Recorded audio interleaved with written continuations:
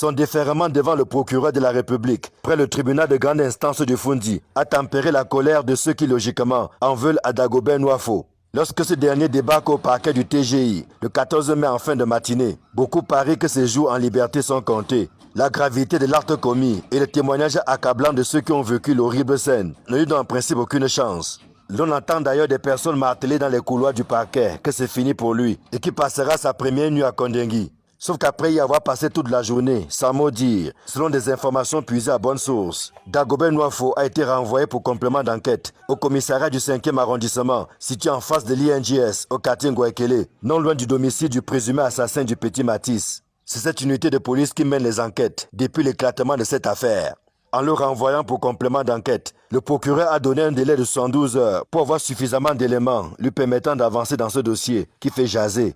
Revenu au parquet le lundi 19 mai, Black, comme on l'appelle, a été de nouveau renvoyé au commissariat du 5e le même jour. Ce dernier refuserait depuis les premières auditions de placer le moindre mot, disant se souvenir de rien, ce qui est de son droit, et le code de procédure pénale a prévu quoi faire pour faire avancer l'affaire, notamment le recours aux différents témoignages des voisins du quartier. Certains y voient donc une sorte d'enlisement, alors même que tout portait à croire que les choses iraient plus vite. Ceux-là vont jusqu'à demander une reconstitution des faits aussi rapide que celle vécue dans le cas de la dame qui urinait dans le coq, au quartier Vogada.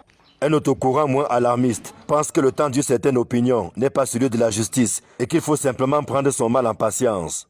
Entre-temps, la famille ne peut pas organiser les obsèques du petit Matisse, dont le corps a été scellé sur ordre du procureur de la République. Ce qui en rajoute à la douleur de ses parents qui ne demandent qu'une seule chose, que justice soit rendue, même si cela ne ramènera pas en vie leur petit bout de chou, parti si tôt, à tout juste 6 ans.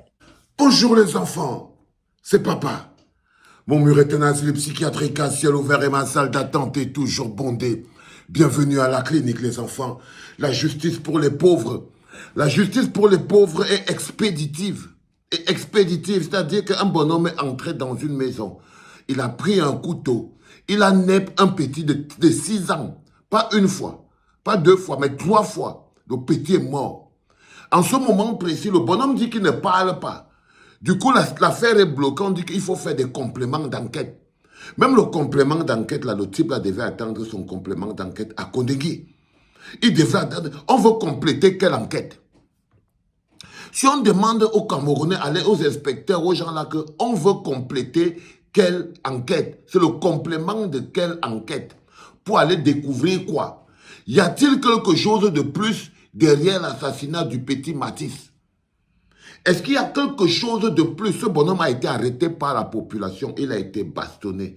Vous savez les enfants, le karma d'un pays, c'est quand l'injustice s'installe comme la norme, quand le sang commence à couler dans le sol et que les innocents commencent à périr sans que les coupables et sans que la vie ne soit interpellée. C'est très important ce qui se passe au Cameroun, la normalisation de la mort, la normalisation de l'injustice. C'est un degré supérieur que nous venons de prendre dans la destruction totale de notre pays.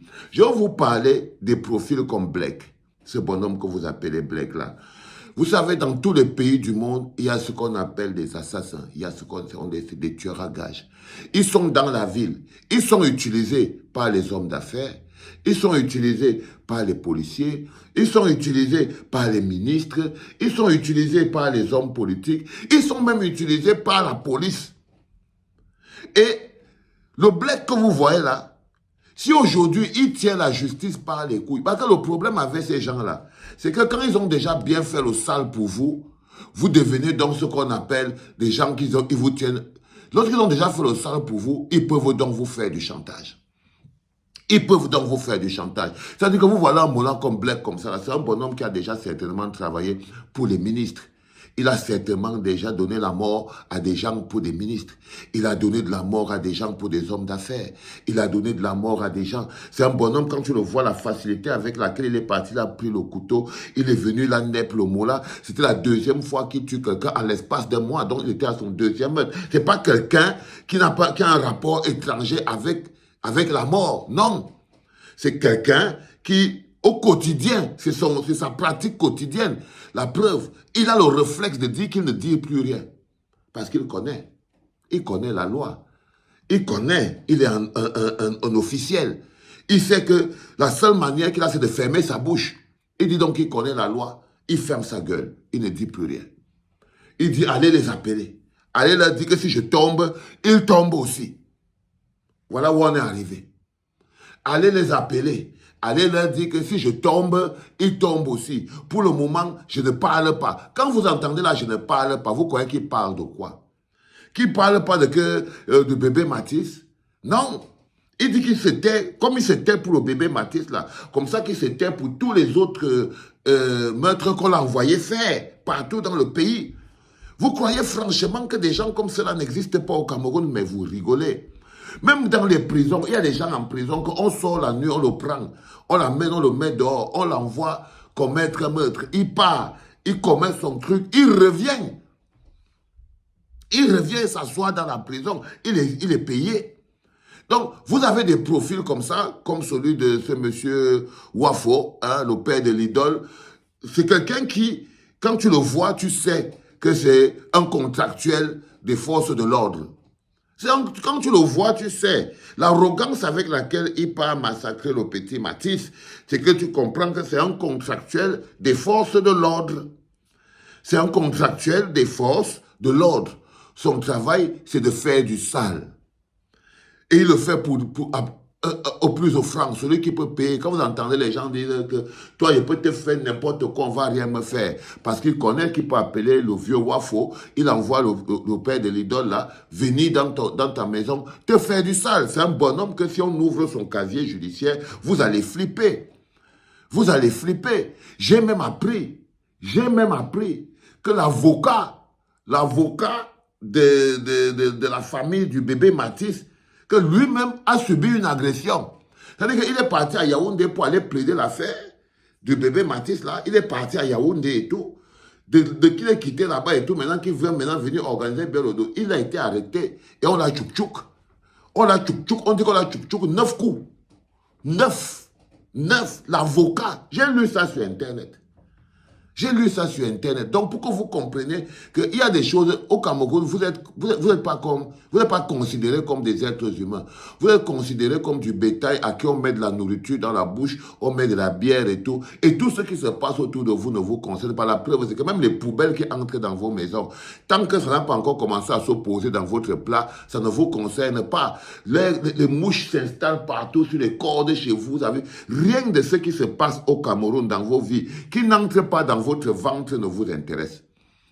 Vous êtes là comme des végétaux. Vous êtes au Cameroun comme des choses on fait pousser avec l'engrais. Quand on voit, on coupe. C'est comme si vous ne servez à rien. Tout ce qu'il vous faut, c'est manger. Manger et vous procréer. Manger et procréer comme des castors. Tout ce qui vous importe au Cameroun, c'est de manger et de copuler comme des animaux. Pour faire des enfants, patati, patata. Mais vous n'avez aucune valeur de dignité, de structuration d'une société. Donc vous ne connaissez rien. Et c'est le pire, c'est que vous parlez de tout, mais vous ne connaissez rien. C'est pour ça que je vous ai dit que vous n'êtes pas le continent. Vous n'êtes pas des continentaux. Vous êtes des incontinents. Parce que vous faites comme si vous ne comprenez pas. Voilà donc un monsieur qui a donné la mort à un enfant. Mais ce monsieur que vous voyez là, il est ce qu'on appelle dans les films le tueur à gages. Le petit Mathis n'est qu'un petit score. Ça, c'est ce qu'il a fait par arrogance et de la colère. Quelques jours avant, il avait battu un type avec les mains. Tang! Le type est tombé à terre, traumatisme crânien, il est parti à l'hôpital. Fini. Le type était là, et le lendemain, il était assis au bar en train de boire la bière. Le lendemain, quelques jours après, il était au bar en train de s'engueuler. Et les gens étaient assis, ils savaient très bien que non, il y a une semaine, il a tué un gars. Mais les gars s'en foutaient. Parce que je vous dis que vous n'avez aucune dignité. La pire chose que Paul Biya vous a fait, c'est qu'il vous a détruit. Il vous a détruit humainement. Vous ne vous en rendez pas compte. Et si quelqu'un vous montre, vous allez combattre parce que ça devrait être honteux pour vous, en tant que peuple, en tant que des populations, des êtres humains, d'être autant de très mauvaise qualité, de ne servir à rien, même à vous-même. C'est-à-dire que vous ne servez à rien, même à vous-même. C'est extraordinaire.